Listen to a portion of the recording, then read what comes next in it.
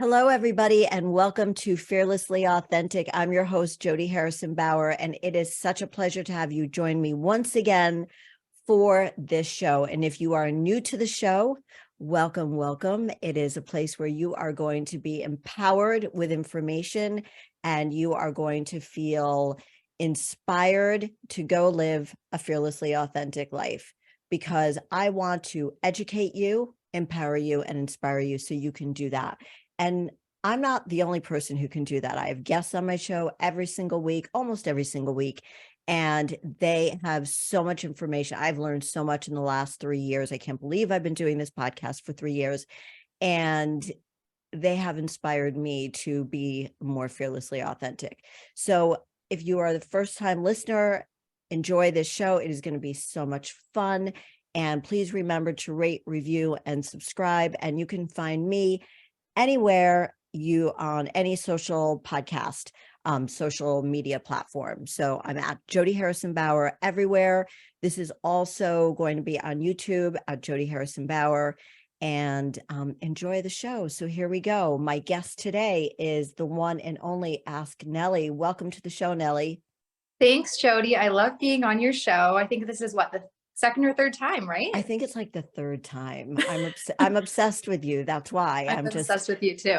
I know. I found you in the middle of, I think we started talking in the middle of quarantine.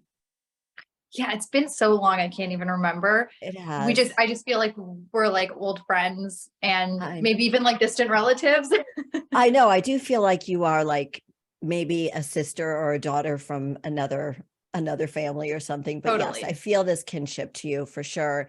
And it's not just the kinship, it's just, the advice that the reason I found you was just scrolling through TikTok and found you because I thought your advice was so spot on and you were so ballsy in the way you gave advice. And I'm thinking to myself, who is this girl? And, there's so many people giving relationship advice out there, just like there's so many people in my industry of fitness and health and wellness, that it's overwhelming. Who do you trust? Who can you listen to? Unfortunately or fortunately, like for me, age should never be a factor. But most of the people out there talking about fitness that people think are the gurus are the younger people when they don't really know a lot about it. But then from the dating perspective and where you're trying to help other people find love, I think you're spot on. I think you're like at that sweet spot of age where you can talk about what's actually going on right now in life versus maybe somebody who has a lot more life experiences. It's interesting. And I appreciate you saying that because I know you have had a lot of life experiences. And when I hear women who are, in a different stage in life and more, they have more life under their belt than me, saying that and kind of validating my advice, it makes me feel really good because it is why I'm doing what I'm doing, right? And you're absolutely right. There are so many people giving advice right now. And I think really what separates me from the rest, not to toot my own horn too much, but the testimonials are there. I always say the proof is in the pudding. So, I've helped a lot of people not only, change their dating life and their perspective on dating, but also get engaged, get married, which have, also led to some people having children. And on the flip side, some people, have also said they credit me for leaving abusive relationships and toxic relationships. And so even though what I say doesn't always feel comfortable because it might kind of, slap you in the face a little bit. Yeah. Sometimes that's what people need to hear. And I think there's a lot of pandering online right now. What I mean by that is women, especially telling other women what they want to hear. And that feels good, but that's not always, in my opinion, ethically sound, because to be a good coach, a dating coach, a matchmaker, and even just someone who's giving advice, you have to think beyond yourself. You have to think beyond, okay, yeah, saying what someone wants me to say so they'll feel good might get me more followers in the interim, but is that actually going to change lives? Is that going to help them get the outcome that they want? And that's where, for me, my moral compass comes into play. And I'm happy that I've stuck to that because, again, the testimonials are there to show. Yeah, no, I'm so glad that you said that about the pandering. I want to go back to that, but I first want to give you a proper introduction because I haven't done that yet because we got right into it. Yeah, we did. So Nelly, or as she is known as on social media, Ask Nelly, that's Ask Nelly, one word, is a dating coach and matchmaker based between Miami and Beverly Hills. She has over 900,000 followers on TikTok and Instagram combined and is known for her no BS advice on high value men and women. She has courses and clients around the world and is always creating content for those who are navigating this crazy modern dating world. And that's the most succinct bio I've ever read. And I like that because you really do get straight to the point. So let's get into your no BS style, which goes into the non-pandering. And I can relate to that as well, because as a person who has been in the fitness industry for 33 years, there's so much bullshit out there. And people want to be told, you're doing a great job. It's okay. It's all right to eat that during the day. It's okay to not work out. And finding love is so important. Finding your person, you have to put in the work. I mean, that's where somebody like I come in, and we're going to talk about that. But telling people like, look, guys, this is how it is. This is the research. This is the proof. The proof is in the pudding, and I'm going to tell you why. So give us a few examples of, your no BS style on a high value woman looking for a high value man. Yeah, well, I love the fitness analogy because it is so comparable.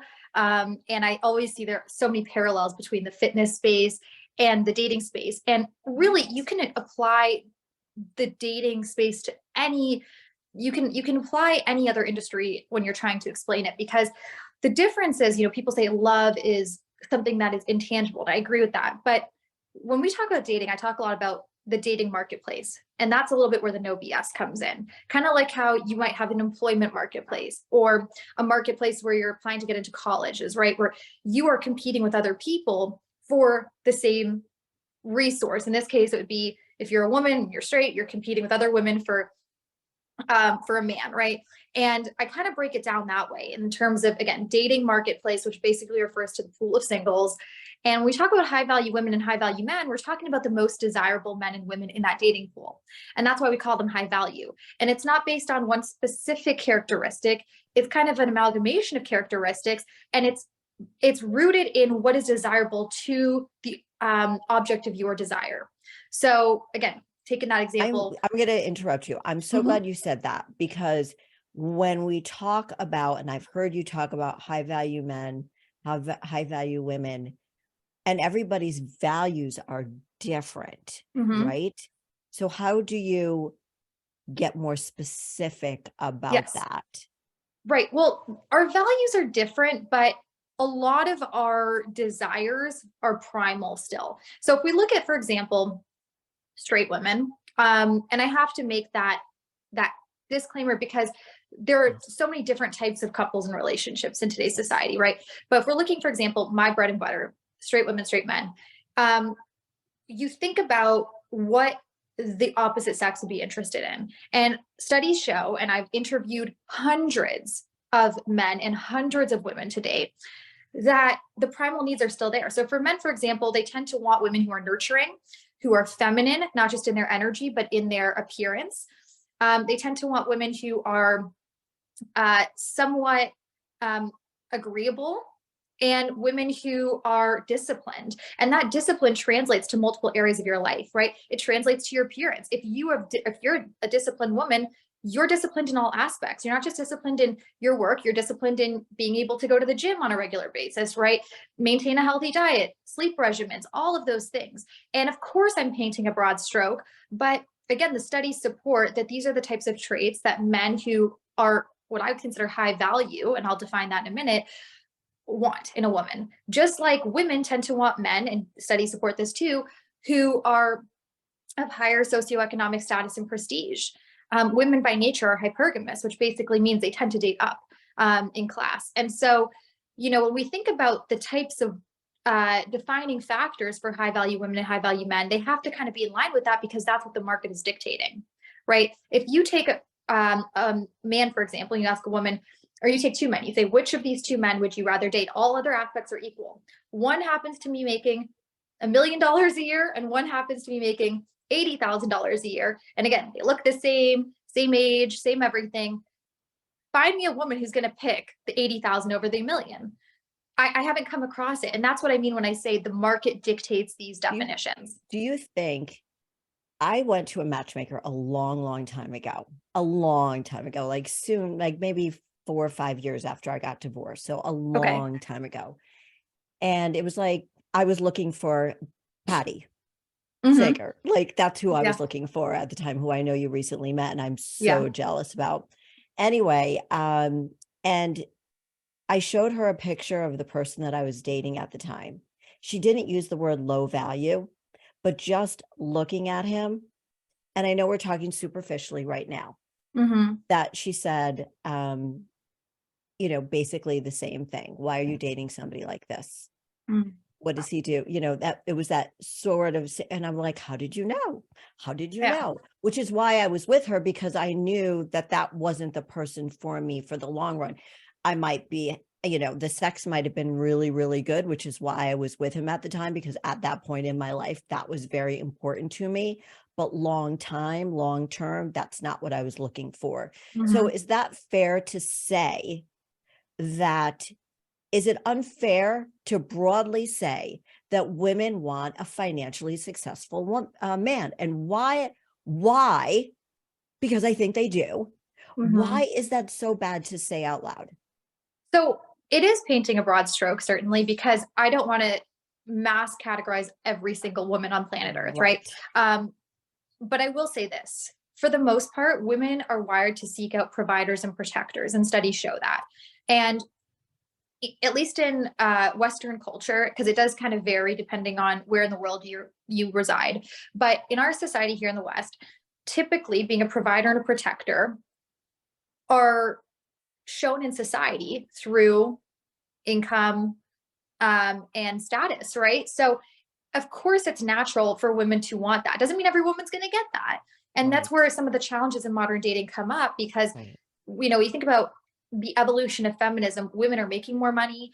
We are more financially dependent. A lot of us maybe come from broken households where we're taught by our moms or our dads, right? Never depend on a man, be self-sufficient. And so when you carry that through into, when you reach a point where you're really dating for marriage or dating for a serious relationship, a lot of the times, that translates into our inability to be vulnerable. But the flip side is I see a lot of women who they cannot respect men who are not out earning them or meeting them financially at that level. And so that creates resentment. But again, it is painting a broad stroke. But I've coached enough people and interviewed enough people to know that that broad stroke is very accurate. And as much as people want to deny it and say they're the exception to the rule, most people end up falling into that bucket from what I've observed. Now, as far as the no BS approach goes, to answer your question, that's just one example. Another example is appearances. I say to women too, you can't neglect your appearance. A lot of women believe, and I've seen this, that men date based on the same criteria that we date, or we date on, right? They'll think, oh, men should want to date me because I'm making 6 figures. Men should want to date me because I went to a great school. Men should want to date me because I'm a homeowner. That might be a cherry on top.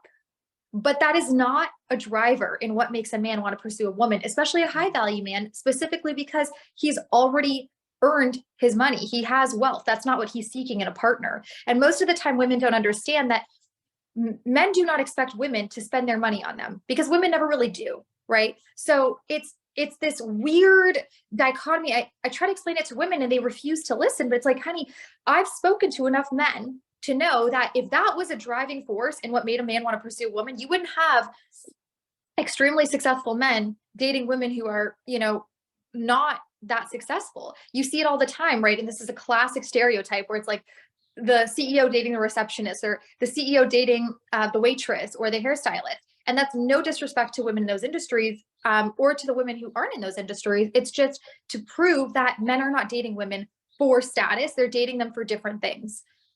It's so true. I mean, I've seen it all. I've seen it all. I know the four things you mentioned at the beginning, that men are looking for a nurturing woman, Mm-hmm. a feminine woman. And when you say Mm-hmm. feminine, not just in the way she looks, but in the things that she does, the way she carries herself. Mm-hmm. Agreeable. That doesn't mean she has to agree with everything he says. Mm-hmm. My husband sometimes reminds me of that. Remember 2 weeks ago, you were so sweet and agreeable. I'm like, yeah, catch it while you can. But, I remind him he saw that shiny object dancing on the dance floor, and that's what he wanted, and that's what he got.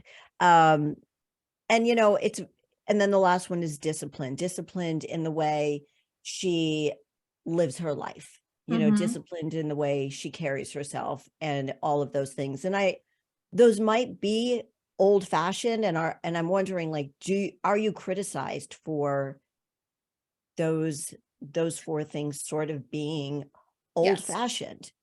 I definitely have received my fair share of criticism and hate on the internet, but it doesn't deter me from my mission because, like I said, I have enough testimonials to know that what I'm preaching and talking about is extremely accurate and works. And as someone who coaches a lot of people, it always goes back to the same types of things. Why did I'll speak to my male clients. Why did you choose this woman instead of this woman? Well, I can't put my finger on it, but she's really pretty and she makes me feel like a man. Hmm. Okay, boom. So you don't care about dating the lawyer or the woman who's, got her own business because she's maybe, and I'm not saying all women who aren't in those industries are incapable of that, but if a woman doesn't know how to make a man feel like a man, he's going to go pick a woman who does. Now, men like independent women. For the most Right. part, I coached many. They love independent women. The issue I see with independent modern women is a lot of the times they are hardened and they are too in their masculine energy and they don't know how to make a man feel like a man. In other words, make him feel like a king, right? So that he can treat her like a queen. It's almost like a competition between the egos. And men don't want to be in competition with women. They want to be your knight in shining armor. So They- it takes two. And a lot of women will say to me, this is where the criticism comes in. Well, it should be all on the man. He's not man enough.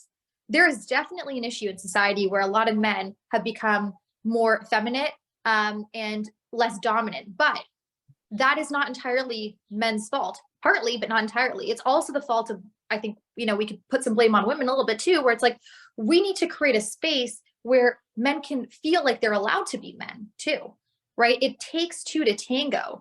And we're living in an interesting time right now, Jody, of, I always say the road to hell is paved with good intention. In other words, things that we have, I think we need to have, but there is some consequence that comes with it. You think about things like Me Too or the feminist movement, where a lot of men are afraid to approach a woman at the bar now because they don't want to be labeled a predator or harasser. But then you have women who are like, why won't he approach me at the bar? And then we're in this cycle of just, constant, it's a constant dance where we're trying to find our footing. Yeah, it goes back to, like everything, there needs to be a balance in life. Absolutely. And I know that when I was in the dating world, I was looking for a man who had, I want to know your thoughts about this too, a high, eh, you know, was in touch with his feelings. What do they call that? High emotional IQ. Mm-hmm. Um, what is that called? Emotional intelligence. Yes, emotional intelligence. So, like, if he didn't get me, or it took like 4 or 5 dates for me to draw a diagram to my feelings, like, goodbye. Mm-hmm. Like, you clearly have not been in therapy. You clearly have no clue how to function in the world with other women. But I've always wanted, say what you want, but I've always wanted to know that the man is the man. Mm-hmm. That's me. I don't want, if there's an intruder, I don't want to be the person who gets out of the bed and fights off the intruder. I want Right. it to be my husband. And I Yeah. want those things for my daughters also. I want them to man up. And I know a lot of people would probably give me flack about that, and call it old fashioned. But I do believe that at the end of the day, we do go back to basic morals and foundations for what has worked throughout the years. And Mm-hmm. yes, we've gone through a lot of ups and downs. That doesn't mean that we haven't come far, but that just means that let's pull it back to what's really working. And from what you're telling me, what's really working is kind of old school. It goes back to like what I say about fitness Totally. also. Like, go ahead, go do your Pilates. Well, Pilates has been Mhm. around for a long time. But do these crazy freaking workouts, do your intermittent fasting, do all this bullshit workout. But you know what really works? Eating healthy and lifting weights Yeah. and walking. Like, Yes. do those three Simple stuff. things. Get Simple your stuff. sleep in, right? And then Yeah. you will, and do it consistently. Mhm. Be disciplined and do it consistently. And guess what? You'll get results. So that Yeah. leads me to my next question. Let's get into the whole dating thing. When somebody comes to you, are they coming to you because they've tried everything? And this reminds me of Love is Blind, and we can get into that too. But when they come to you, are they coming because they're done with the whole dating scene? People come to me for different reasons. Certainly a lot of the people I've worked with, it's like they hit a dead end in their dating life. They feel like they've tried everything. And also, let's be real, dating is exhausting. It can feel like a full-time job. And Yeah. you pile that on top of all the other responsibilities that people have going on in their day-to-day lives. It's like, oh, do I really want to go out and try to sit at a bar and hope that someone's going to approach me or approach someone? So it certainly is partly that, but also I think a lot of people have done some internal work and they're like, I don't actually know what my problem is. So I need to bring in a third party to kind of, help me understand what my pain points are. And then, when it comes to matchmaking, it's also for the people who are too busy or they want someone who's of a higher caliber, someone who's a little bit more of a diamond in the rough. And they feel like, online dating has not worked for them. They'll come to me for that as well. So different reasons, but it all kind of boils down to the same bottom line, which is dating is difficult and sometimes people need a little bit of hand holding. And I compare it to, if you're looking to get in shape, you can certainly go to the gym and watch YouTube videos and try to figure out a workout plan that is great for you. But some people, they need to bring in a trainer. They need someone who's going to coach them and hold their hand and keep them accountable. So it's okay to ask for help. And that's what I'm here for. And how important is the consistency in doing what you say to do? Well, it depends on the person. I think it's a lot of trial and error with people. Sometimes, I can say to someone all day long, hey, you need to do XYZ, but they might continue doing that. And then they're going to eventually realize through their own experience that, yeah, I should have listened to Nelly. But absolutely, consistency is a part of it, especially if, dating is a numbers game. If you're looking to find love, find a relationship, you can't throw in the towel after the first bad date. You can't throw in the towel the first time someone ghosts you, or even the second or third time. You have to keep at it because that consistency will take you to the promised land. Yeah, I remember again a long time ago when I was dating, first 5 years after I got divorced. I dated like a crazy woman. I just dated for 5 years. I did not want anything to do Wow. with a relationship. I had to figure out me. I was a single mom. eh, I was 42 and I Mm-hmm. was like, who am I? Who do I want to meet? I just needed lots of life experiences. So it opened up a whole door of like who I was. And I loved it. I'm one of those weird people that loved dating. I looked at it as a game.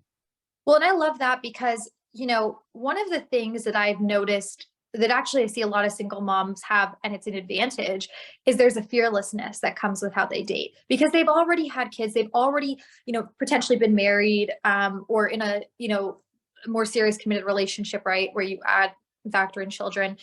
And it's like, okay, I'm actually ready to find love. I'm not just going to date because I hear my biological clock ticking. I'm not just going to date because I, feel the pressures from society or my family to get married. And I think that's an advantage that I see a lot of single moms have. And I think that's something that everyone, no matter what stage of life you're in, should have is that, just optimism and fearlessness. So let's go to the women who are in their 30s, Mm-hmm. probably the toughest, most interesting decade to coach, I would Mm, think, or maybe over 50 or 55. But I would think women in their 30s, 30 to 40, 42, 43, mm-hmm. those age bearing, childbearing ages. Right. What what kind of advice can you give single women in their 30s? What could they do? What can they work on? We need tips.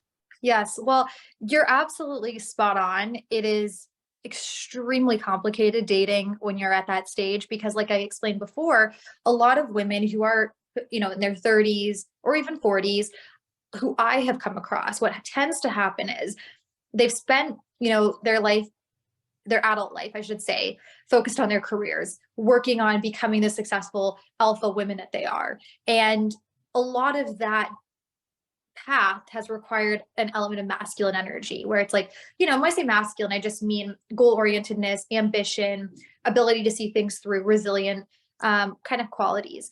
And that type of approach they've since tried to apply to their dating lives, and they realize it doesn't work because you can't control a man. You can't try to be the leader and then still think that he's going to be this alpha who wants to be around you. Because a lot of the times, even though you can find men who want to be around you, like I said before, women tend to be hypergamous and they want men who they respect, who are, superior to them financially or career wise or intellectually. And so that's where the challenge comes. And the issue is a lot of those men have a lot of options. And those options tend to also be women who are in their 20s, right? Women who are more malleable in the sense that they haven't been potentially as, tainted by life experiences or, they haven't gone through as many relationships. They're not as hardened. They don't have a chip on their shoulder. They're not in competition with men.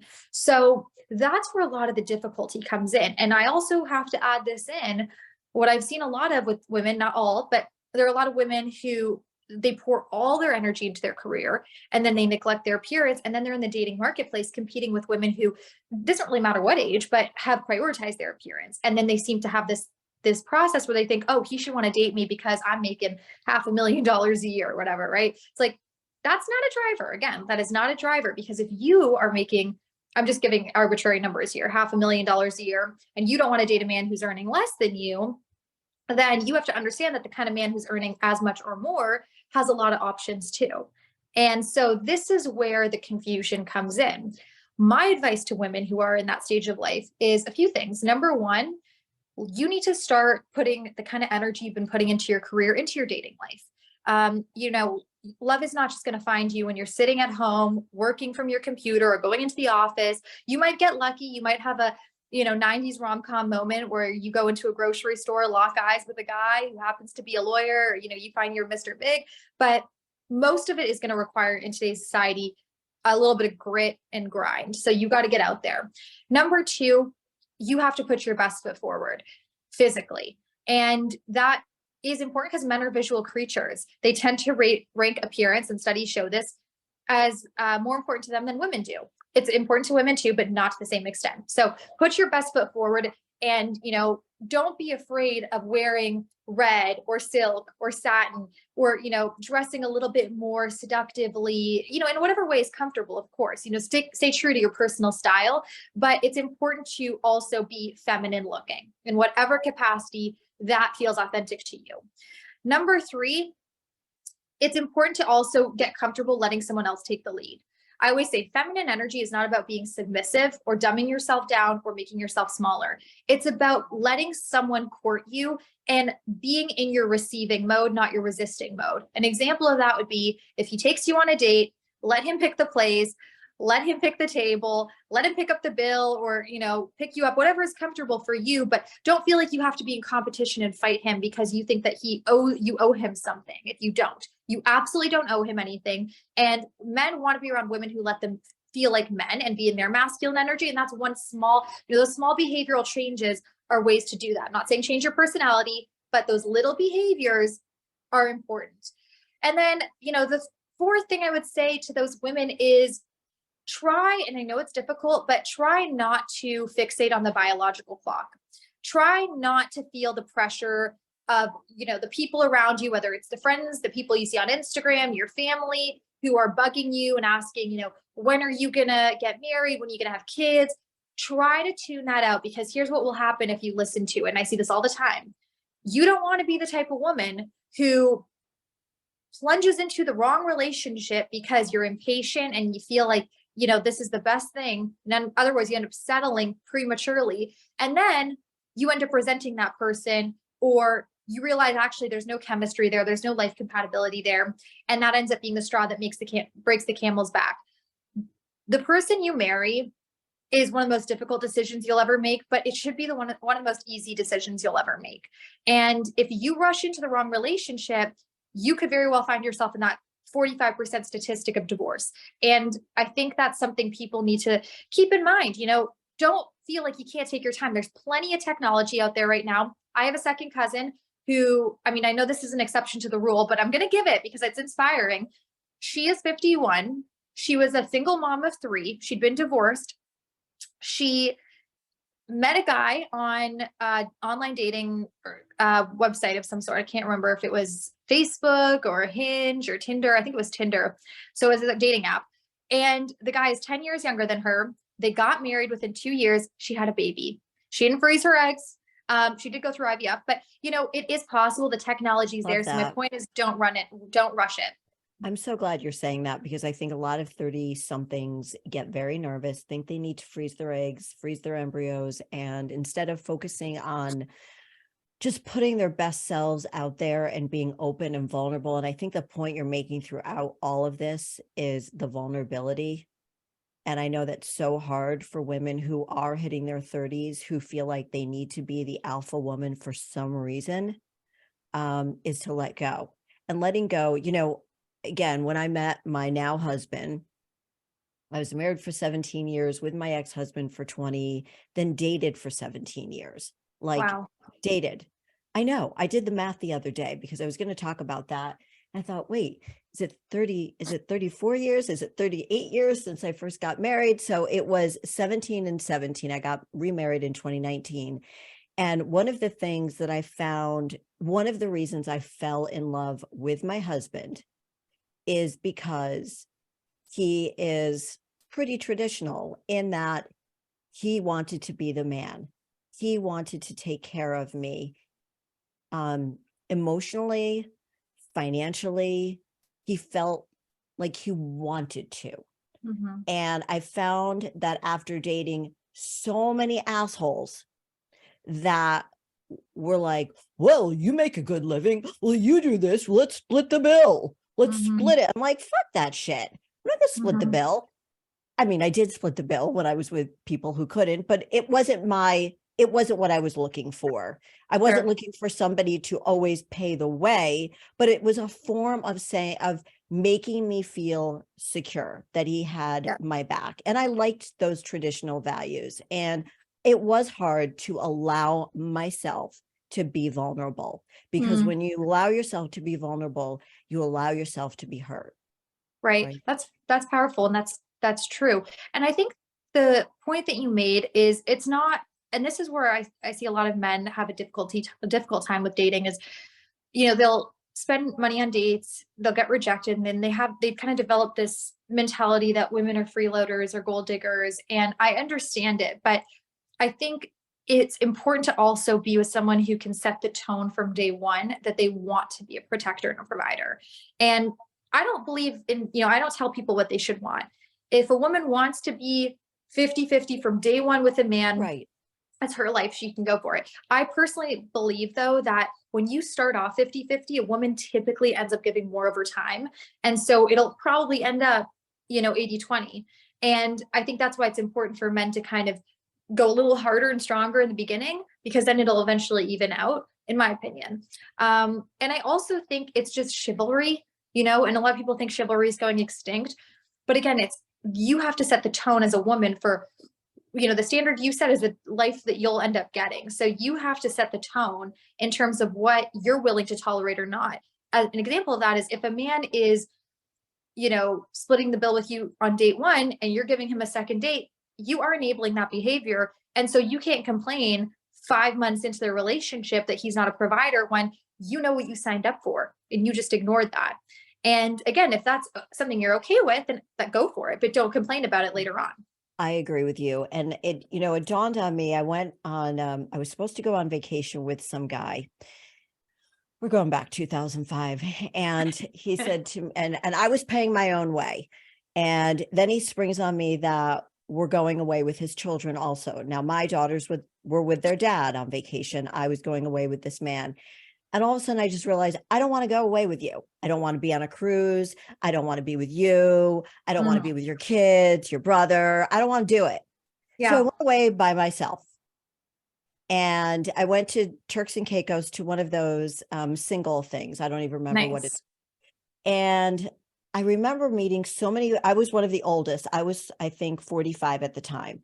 And I remember a woman said to me, Jody, stop being the hunter. Allow yourself to be hunted. Mm-hmm. And that's when I started opening up my heart more and allowing myself to find a hunter, or being open to being hunted. Rather, Yeah. I'm like, no, I like being the hunter. And I'm like, fuck no, I don't want to be the hunter anymore. I'm tired. I'm raising Well, two kids. goes back to our basic biology, right? Men Right. are wired to be hunters and women are wired to be gatherers. Doesn't mean there are women in society who aren't great hunters too. But my point is more, men are competitive. They want to be the ones who feel like they've worked to earn you. And if you make it too easy for them, sure, they'll sleep with you, but are they going to commit to you? Are they going to put you in the wife category? And so I always say to women, whenever they have this kind of feeling of like, I'm empowered, I can go for what I want. If, just because like you've heard, I'm sure, if you wanted to, he will. There are a lot of feminists who will say, if she wanted to, she would. Right. It takes confidence to be courted. It takes confidence to let someone pursue you. It And does. It's seeing scary. yourself and seeing yourself as a prize to be won means everyone doesn't deserve a trophy. And I always say, because men will say, oh, I want to be the prize. Men are the catch, women are the prize.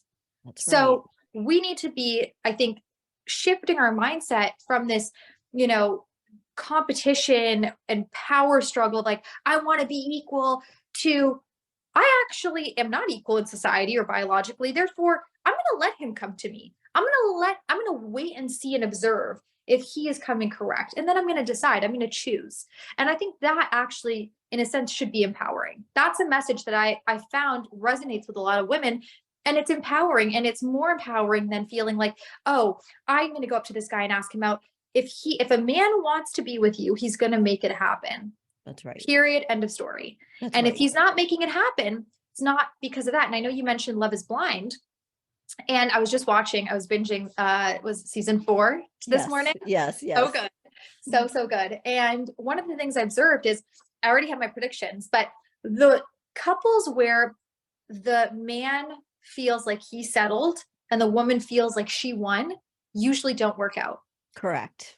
He needs to feel like he has won, and usually she needs to feel like she's kind of settled, or at least won too. But he needs to be the man needs to be in a position where the woman he's with is his number one choice. Right. If it's his number two choice, like that guy Kwame, right? Is Right. that, you've seen season Right. 4, Kwame? He wanted to propose to that girl Micah. Right. She rejected him, so he ended up going for the girl, I can't Amber, remember I think. Is it Amber? Is it Amber? I don't know. I thought her I name was can't like remember. Chelsea or something. The other blonde girl, right? Mhm. Super beautiful, both beautiful girls. But that was his, in a sense, constellation prize. And I Mhm. feel so bad for her watching the show. Well, you know it's not going to work out. Yeah, I know I it's mean, not going to work out. But it's also unfortunate because it just proves that a man needs to feel like you are his number one in order to be with you. If he doesn't feel like you're his number one, then, and you feel like you're the one who's constantly putting in the work, it throws off the dynamic. okay, so going to Love is Blind, do you feel that looks matter that much and could make or break? Or do you think somebody can find love that may not be her type? Like, I'm also watching Love Island. Sorry, I know Yeah. I sound so silly saying that, but I'm also watching Love Island, and they always talk about how that if that person's their type or what they are on paper. I had to figure out on paper is like what they're looking for. And I think that, it's for me, and I'm not a professional in this world, you are, is that it's partially looks.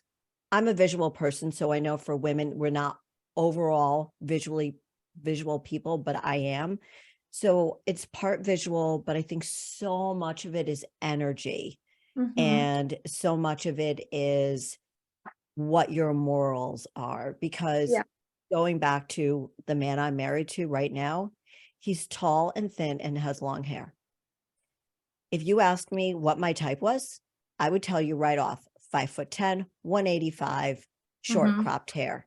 Like, Mhm. no way would it be a long, lanky guy Yes. who, you know, who's I a hear you. little weird because he's a doctor, so he's a little strange. So, all those quirky, weird things. No, I don't go for quirk, tall or skinny, but I fell in love Mhm. with him and I appreciate who Absolutely. he is. So I what always do you say, so there are a few things, right? I always say, first of all, sometimes what you ordered from the universe shows up in a different package than you expected it to. And um, you can't always anticipate who you're going to fall in love with. You can have as many wish lists as you want, but you can't guarantee or control who you're going to have that chemistry with.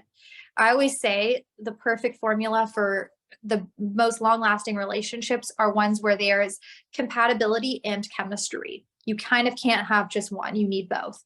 The Mhm. other thing is, women are actually very much motivated by appearances. You know, there's a misconception that it's just men who are visual creatures, and men are certainly more visual, as studies show. Of course, there are exceptions to the rule, but women are extremely visual and they rank appearance very highly as well. That being said, going back to the love is blind thing, and I agree with you on energy, you need to be attracted to the person. Um, of course, some people have their types, the people they typically go for. Again, you might be surprised by who you end up hitting it off with. What I have noticed though is in the relationships where there is a connection in the pods, right, with the love is blind before they meet. When they meet in person, if there's not a physical attraction there, it always falls apart. So Oh, you do need both. And even okay. though you might not be typically physically attracted to that kind of person, so long as you are, it can work. The example from Love is Blind would be what's her name? Irina, and is his name Zach? I don't know. I just was watching this morning. The girl and the guy who went to Mexico, spoiler alert, but Mhm. they didn't even kiss. And I think she's an idiot. I'm sorry. But I didn't get that far, oh, but I you heard didn't? about it, Oh. but that's okay. Well, she wasn't physically attracted to him. Obviously, it didn't seem he was as physically attracted to her. Crumbled, right? So Yeah. you need to have that attraction. And of course, you can't just predict who you're going to be attracted to. I personally don't have a type. I'm attracted to all different types of people, but you need to have the chemistry, you need to have the compatibility for it to work. In that particular example, the reason I say she's not fault and kind of an idiot is she didn't even kiss the guy. And science shows that you need to be, for you There to needs to really be know a their, kiss. you need to, yeah, special things happen when your saliva intermingles with their saliva. Ooh, So, you need to at least see how he kisses you if before you just call it quits, especially when you got a ring on your finger. But that's for a whole other conversation. But yes, appearance right. matters. Okay. All right. So, but it's just a very interesting show to see. I really feel like it's the energy, but then if the physical attraction isn't there, it's It probably will not going to crumble. work. It's not going to work. It will Um, not. right. We were talking a while ago, and I meant to ask you this, what men are looking for in women. What are women? And we sort of touched upon it, but you gave me 4 things that men were looking for in women. What are 4 things women are looking for in men? Four things women are looking for in men. I think, are we talking initially, or are we talking like meat and potatoes? Because I Well, would say, I would say meat and potatoes, like okay, overall, like you were saying, men are looking for a nurturing woman, a yeah, feminine, agreeable, disciplined. Are yeah, women looking for the same thing? yeah. So my definition of a high value man is not necessarily what all women are looking for, because everyone's, I suppose, in search of someone else or something special to them. But typically, socioeconomic status and prestige, in the sense that, women like men who have a sense of status in their community. Number two, I would say someone who is well groomed. And that's somewhat up for interpretation, but I don't see too many women who want to voluntarily date a slob. Right. Number three, someone who is connected and of value in their community. And I typically, when I'm describing a high value man, I'll say verifiable. But, for the purpose of all women, I'll say someone who's connected, right? Someone who is who they say that they are. You need to be someone who has integrity, and to prove that, legitimizing that would be having other people in their industry or community verifying them. And fourth, someone who is connected with other high value people. That being said, and that's because it takes more than one to get to where you are. Therefore, it's going to take more than just you to get to the next level. But I would say beyond that, Jody, I think women are looking for men who are decisive and embrace being in control, are able to make a plan. That's something I see a lot of men are kind of messing up right now, is they can't make a simple plan. They're just not rising to the occasion early on, or it's like, just tell me where you want to meet. Tell me where you want to go. Don't make it this like, oh, let's hang out, make a plan. That's one thing I see a lot of women are craving. And also men who are consistent, do what you're going to do and say, don't just talk the talk, but walk the walk. Talk is cheap. Right. You can tell me all day long how much you want to talk to me and take me out. But if I'm only hearing from you every other week and it's inconsistent, women really get frustrated with those mixed messages. And by the So in a way, nutshell, that goes into long-term relationships yes. too. I had somebody on my show a month ago who talked about how to get your wife to have sex with you again. And that's usually a woman who has heard her husband say, sure, I'll take out the garbage. Sure, I'll bring the kids to soccer practice. And she Yeah. finds herself asking and quote unquote nagging. And it's talk the talk, walk the walk. Don't Mhm. say something you're not going to do. Just don't say it. Yeah. And I think that goes back to Actions. dating, right? Absolutely. Actions. And that's why I said, there's the inner rim versus like the meat and potatoes of it. Actions speak louder than words. And again, how you start in the early stages of dating sets the tone for the relationship afterward. So for women out there, let's just go a little bit older. I don't know how many women you work with that are over the age of 50 or 55. Are you Quite a few, finding? actually. Okay, good. Yeah. So for the women who are older, who might be empty nesters, what kind of advice can you give them in finding love again? Do they think it's too late? Do they think it's over? Do they think they have to be alone? Right. Well, I talk a lot about the power of manifestation, but where a lot of people, I think, confuse manifestation is they'll say, well, so what? I just need to close my eyes and hope and wish and wait and dream. No, manifestation is simply being able to see your desires realized in real life. But the beginning of manifestation is believing that you are worthy of receiving what you want. And so changing that inner dialogue, I think, especially with women who are, in a more mature stage in life, is really important. If you say to yourself, I'm never going to find the one, no one is out there for me, all men are horrible, it's over, like I'm just going to be single for the rest of my life. The universe hears that and it says, okay, your wish is my command, and it continues delivering that outcome to you. So it's really important to shift your inner dialogue and cut out the self-negating language at any age, but especially I see it with women at that stage in life. The second thing is, once you believe that you're worthy and you really convince yourself, literally brainwash yourself by saying these affirmations, whatever you need to do. There are a lot of different techniques. There's 369 method. There's whisper method, so many different manifestation techniques. But once you've brainwashed yourself that it is possible and you are worthy of it and it is coming to you, I always say the law of assumption, which is assuming that what you want is already yours. Already there. It's there. Yeah. Then you also have to do the work, which is understand why you feel the way you feel. Is it that you're insecure? If you are physically insecure or mentally or emotionally insecure, you got to get to work, whether that's through trauma, therapy, or even maybe it is getting to the gym. Maybe it's getting a personal trainer. Maybe it's people hate that I'm saying this, but if you feel like you need to get some enhancements, like do it, do what you need to do to feel good in your skin, if that is what you feel is holding you back.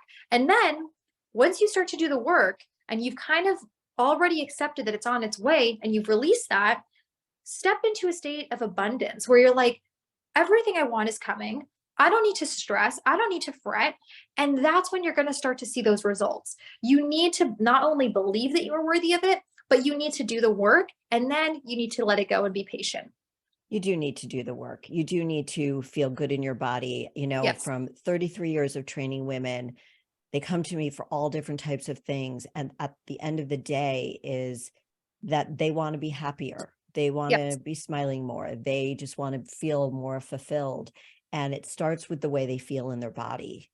Yeah. And this is not to be hyper focused on what shape you are. This doesn't mean that you need to lose weight or gain weight or do anything severe to yourself. That just means that you have to feel really good in your body, because if you don't feel really good in your body, then you're not going to present yourself with that Yeah. confidence to the world. There's a quote, and I love it. It's, the better you feel, the faster you heal.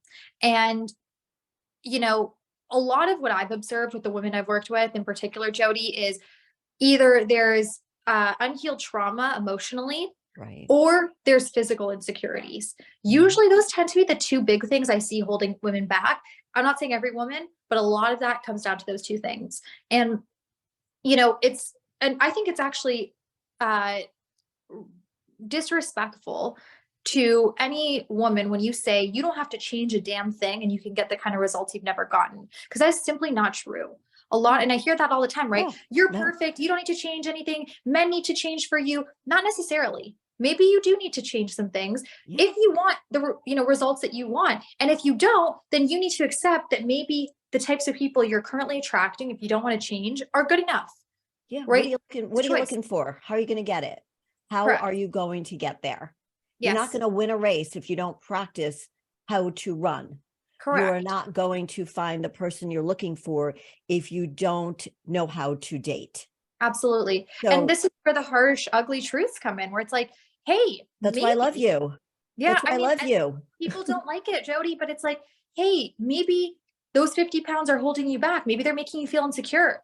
Or maybe, your daddy issues, you actually do need to go to therapy for, right? Maybe Or you maybe need to, there is a medical issue, right? So yes, yes, whatever it is that's stopping you from getting to where you are happy, let's correct. take care of it. Let's Yep. do the work first, no matter what it is, Yes. physically, emotionally, take care of it. All right. Right. Unfortunately, we only have 2 minutes left. I Yeah. knew this was going to go by so fast. Okay. So I have to answer these questions really fast. I have two questions. The best way for men and women to date? Is there like a dating Yes. site that you think is the best? Okay, Well, what is it? I think the best way is to diversify. Okay, Dating is almost like having a stock portfolio, diversification, meaning love it. be on the dating apps, go out to the bars, do activities, do hobbies, think about where the type of person you would want to be, or the type of person you would want to be with is, and then go there. So if they're a skier, if you want to be with someone who's athletic, why aren't you at the mountain? Sitting down at the ski chalet, looking cute, or doing the runs, right? Just an example, but Great idea. diversification. Yep, love that. Okay. We talked about, with everything we've talked about, at the end of the day, we want that woman or man to be their most truthful, their most fearlessly authentic self. So how can somebody date and be fearlessly authentic? Quick, simple answer is try to tune out the noise. Don't date because your family wants you to date this kind of person or your friends want you to date this kind of person. Date the person you genuinely in your heart of hearts want, and be radically authentic in your dating journey. Meaning, if someone is not meeting your standards or coming correct, don't feel like you have to be with that person because you can't do better. Hold yourself to a higher standard. And that is being fearlessly authentic, is being like, you know what?